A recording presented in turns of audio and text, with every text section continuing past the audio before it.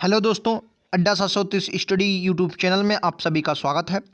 कैसे हैं आप सभी? तो दोस्तों आज हम लोग हिस्ट्री के टॉप 20 प्रश्न करने वाले हैं और ये प्रश्न आपको किसी भी एग्जाम की तैयारी कर रहे हो 110% आपको देखने को मिलेंगे। तो चलिए दोस्तों बिना देरी के शुरुआत करते हैं। आज का पहला प्रश्न आपकी स्क्रीन पर ये रहा। इस क्वेश्चन का राइट आंसर क्या होगा?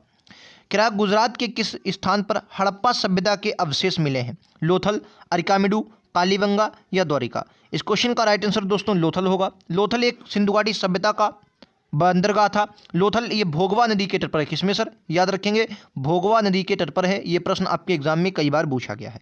अगला प्रश्न, क्या वह जैन आचार्य कौन थे जिनको अकबर ने बहुत सम्मानित किया था? पुष्पदंत, यशोभद्र, हरिविजय सूरी, चंद्र प्रभ सूरी? तो राइट आंसर क्या होगा? हरिविजय सूरी इसका राइट आंसर होगा। सी इस क्वेश्चन का बिल्कुल करेक्ट आंसर है।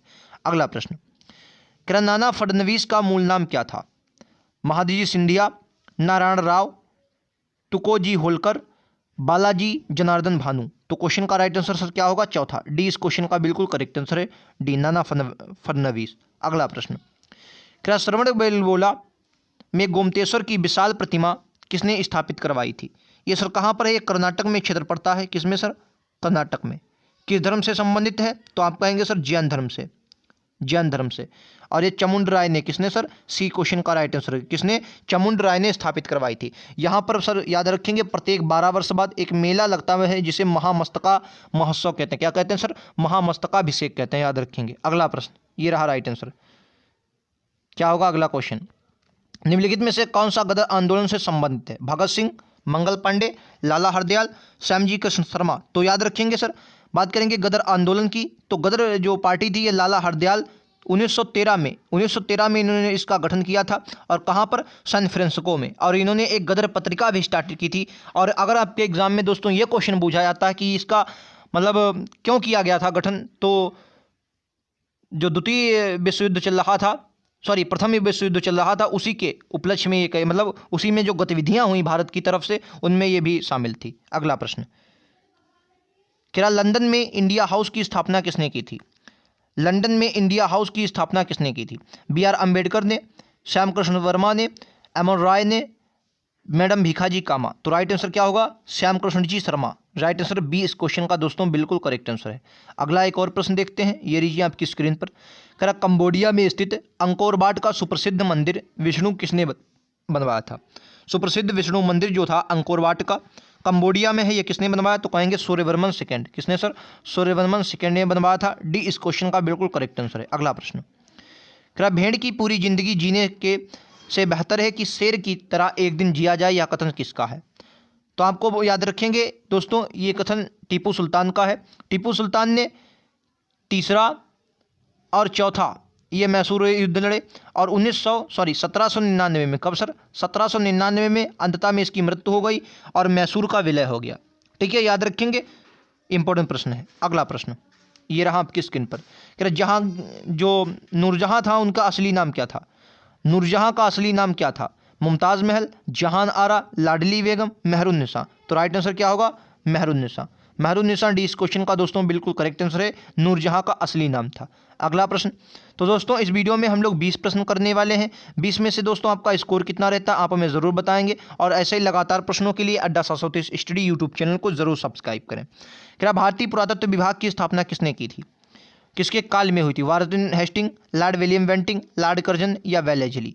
तो याद रखेंगे दोस्तों, लॉर्ड कर्जन इस क्वेश्चन का बिल्कुल करेक्ट आंसर होगा। और लॉर्ड कर्जन ने 1905 में, इसी के समय क्या हुआ था? बंगाल विभाजन, जो आपको बहुत अच्छे से सर पता होगा। क्या हुआ था सर? बंगाल विभाजन 1905। लॉर्ड कर्जन इस क्वेश्चन का बिल्कुल करेक्ट आंसर है। भारतीय पुरातत्व विभाग की स्थापना। अगला प्रश्न, क्या इंडिया फॉर इंडियंस नामक पुस्तक के लेखक कौन है? कौन सर? इंडिया फॉर इंडियंस पुस्तक के लेखक के मतलब नामक पुस्तक के लेखक कौन है? बाल गंगाधर तिलक, बिपिन चंद्र पाल, मोतीलाल नेहरू, चित्तरंजन दास? क्वेश्चन का राइट आंसर होगा। क्या होगा सर? डी इस क्वेश्चन का बिल्कुल करेक्ट आंसर होगा, Chittaranjan Das. India for Indians.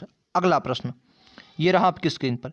क्या निम्नलिखित में से किसने महाराष्ट्र में गणपति महोत्सव को अत्यंत लोकप्रिय बना दिया था? बाल गंगाधर तिलक, गोपाल कृष्ण गोखले, एनी बेसेंट, महादेव रानडे? तो आपको याद रखना है सर गणपति महोत्सव या शिवाजी उत्सव हो, इनका जो शुरुआत की थी वो बाल गंगाधर तिलक ने की थी। ए इस क्वेश्चन का बिल्कुल करेक्ट आंसर होगा, आपके एग्जाम के लिए बहुत इंपॉर्टेंट है। अगला प्रश्न कह रहा आरंभिक वैदिक काल में समितियां क्या थीं। वैदिक काल, अगर आरंभिक वैदिक काल की बात करेंगे तो आपने पढ़ा होगा ऋग्वेद काल में जो प्रारंभिक पेशा था वो पशुपालन को इन्होंने प्रारंभिक पेशा बनाया, और द्वितीयक पेशा जो था वो इनका क्या था सर, कृषि इनका द्वितीयक पेशा था। लेकिन जब आप उत्तर वैदिक काल पढ़ते हैं और वहाँ देखते हैं कि लोहे की खोज हुई तो कृषि को इन्होंने प्राथमिक पेशा बनाया और पशुपालन को द्वितीय पेशा बनाया। तो आपको याद रखना है ये जो थी ये लोकप्रिय क्या थी, आपको बताना है क्या थी। राजा की परिषद थी, गुरजनों की परिषद थी, जनजातीय सभा थी, लोकप्रिय सभा थी। क्या होगा क्वेश्चन का राइट आंसर। इस क्वेश्चन का राइट आंसर सर लोकप्रिय सभा होगा। क्या होगा, लोकप्रिय सभा होगा। डी इस क्वेश्चन का बिल्कुल करेक्ट आंसर है, याद रखेंगे। अगला प्रश्न कह रहा भारतीय राष्ट्रीय कांग्रेस के प्रथम सत्र की अध्यक्षता किसने की थी। ये तो बहुत अच्छे से आपको दोस्तों पता होगा, भारतीय राष्ट्रीय कांग्रेस के प्रथम सत्र की अध्यक्षता किसने की थी। तो राइट आंसर क्या होगा इसका, WC बनर्जी। ठीक है, दादा भाई नौरोजी की बात करेंगे तो इनका जो सबसे महत्वपूर्ण, हालांकि इन्होंने 3 अधिवेशनों की अध्यक्षता की है, लेकिन सबसे महत्वपूर्ण आपको याद रखना 1906 का, जो कई बार आपके एग्जाम में पूछा गया है। ये कलकत्ता में हुआ था। क्यों इंपॉर्टेंट है, क्योंकि इसमें सबसे पहली बार स्वराज शब्द की मांग की गई थी। क्या हुआ था सर, स्वराज शब्द का प्रयोग सबसे पहली बार किया गया था। ये बात आपको याद रखनी है दादा भाई नौरोजी जी ने। ठीक है, WC बनर्जी याद रखेंगे, ये पहले अध्यक्ष हो जाएंगे। अगला प्रश्न दोस्तों क्वेश्चन नंबर 15 हम लोग देखते हैं। ये रहा आपकी स्क्रीन पर। कह रहा सर्वेंट ऑफ इंडिया सोसाइटी की स्थापना किसके द्वारा की गई थी। सर्वेंट ऑफ इंडिया सोसाइटी की स्थापना में बात करूंगा तो इन्होंने की थी जो गांधी जी के राजनीतिक गुरु हैं। राइट आंसर क्या होगा सर, गोपाल कृष्ण गोखले। ये कब की थी तो 1905 में। कहां पर सर, पुणे में। 1905 में इन्होंने पुणे में सर्वेंट ऑफ इंडिया सोसाइटी की स्थापना की थी, गोपाल कृष्ण गोखले। भूलना नहीं है, छपने वाले प्रश्नों में से राइट आंसर इसका डी होगा। अगला प्रश्न कह रहा है महात्मा ज्योतिबा फूले जो है, महात्मा ज्योतिबा फूले का वास्तविक नाम क्या था। तो महात्मा ज्योतिबा फूले के आपको याद रखना है इनका सत्य शोधक समाज इनसे बहुत बार पूछा गया। कौन सर, सत्य शोधक समाज इनके एग्जाम में पूछा गया है। एक इनकी बुक आपको याद रखना है कौन सी, गुलामगिरी। कौन सी सर, गुलामगिरी याद रखेंगे। गुलामगिरी जो है ये कई बार आपके एग्जाम में आई है। ठीक है, गुलामगिरी, 1 मिनट लिख रहा हूँ, गुलामगिरी ये कई बार आपके एग्जाम में आई। ज्योतिराव गोविंदराव इनका नाम था। क्या था, ज्योतिराव गोविंदराव इनका। बहुत इंपॉर्टेंट क्वेश्चन है, आपको याद रखना है। ठीक है, चलिए अगला प्रश्न। ये रहा आपकी स्क्रीन पर, राइट आंसर क्या है। जब बाबर ने भारत पर आक्रमण किया तो उस समय किस राजवंश ने शासन था जो बाबर से पराजित हुआ था। बात करेंगे सर 1526 की। 1526 में बाबर ने युद्ध किया था और उस वक्त लोदी वंश था, इब्राहिम लोदी पराजित हुआ। दिल्ली सल्तनत का एकमात्र शासक दो युद्ध भूमि में पराजित हुआ। ये भी बात आपको याद रखनी है, इंपॉर्टेंट प्रश्न है। अगला प्रश्न, क्वेश्चन का राइट आंसर क्या होगा, कह रहा किसने किसके ऊपर अपनी विजय को निशानी के रूप में राणा कुंभा ने चित्तौड़ में विजय स्तंभ का निर्माण करवाया था। राइट आंसर क्या होगा, मालवा का महमूद खिलजी। मालवा के जो महमूद खिलजी था, हालांकि इन दोनों लोगों ने अपनी अपनी विजय का दावा किया। अगर आप इतिहास को अच्छे से पढ़ेंगे तो इन्होंने अपनी महमूद खिलजी ने इसकी जीत के विजय में इन्होंने एक मस्जिद का निर्माण करवाया था, लेकिन और जो राणा कुंभा थे इन्होंने चित्तौड़ विजय का स्तंभ बनवाया था। ठीक है, तो आपको याद रखना है। फिलहाल आपका ये ज़्यादा इंपॉर्टेंट है, ये ज़्यादा आपके लिए पूछा जाता है। ठीक है, याद रखेंगे। अगला प्रश्न कह रहा पेरियार नाम से कौन प्रसिद्ध है। पेरियार नाम से कौन प्रसिद्ध है, तो याद रखेंगे EV रामास्वामी नायकर।